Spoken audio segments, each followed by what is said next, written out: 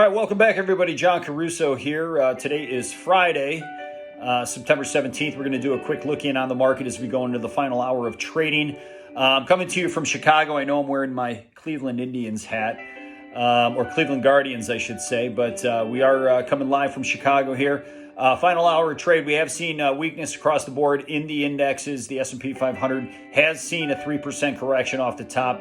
The NASDAQ has seen about 2.8% off the top. It looks like we're slipping back to the lows here as we speak. Taking a look at the U.S. dollar. U.S. dollar very strong here today, up a 0.25% or 26 points. Dollar's coming into immediate term overbought status as we take a peek at that right now. Obviously, we've seen the metals markets get absolutely blitzed this week. It looks like the gold's going to finish down about 3% for the week.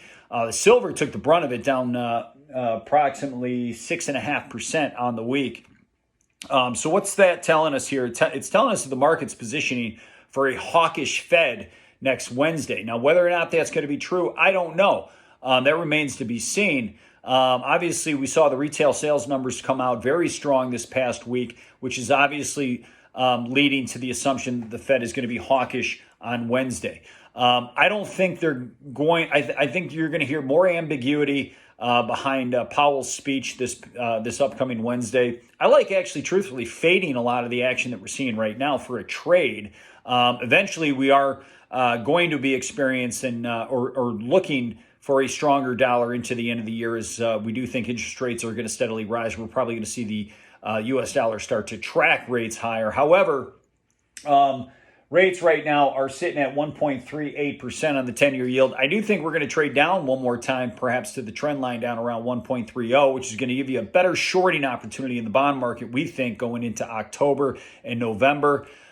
We did come into this week with a short position out of the bond market. We have covered most of it. I'm going to say we've covered about 3/4 of that position because we do ultimately think we're going to have a better chance to resell U.S. Treasuries going into the end of the year. So that's what we're looking for here today. So that's really all I got for you right now. The S&P, we've seen the 3% correction. I think I mentioned that. Are we going to see 5%? I don't know. 5% takes us down into the 43 handle. 10%. I doubt it, but it's certainly possible.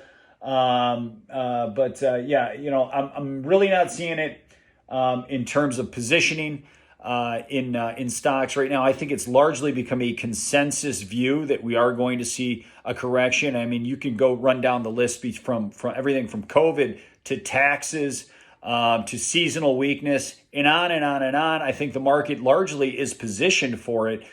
We've seen some heavy IVOL premiums in the option market, which is telling me that a lot of people are hedging their books right now. We've seen a net consensus short position according to the CFTC futures and options positioning last Friday. We'll take a look at those numbers as they get released later on today and see where positioning is. But largely, I think this downside, the market's ready for it. And I don't think, and because of that, I don't think we're going to see too steep of a correction. We can absolutely get to 5%. We could be there by early next week. But so far, we've seen that run-of-the-mill 3% correction. If we get to 5%, great. We'll probably be looking at buying if we do see a 5% correction in the indexes going into the Fed meeting next Wednesday. So we'll see what happens. I hope everybody has a great weekend. Feel free to reach out by email if you want to jump on our morning insights, market insights letter that we put out every single morning. Be more than happy to share that with you guys. Everybody have a great weekend. We'll catch you back here next time. Thanks.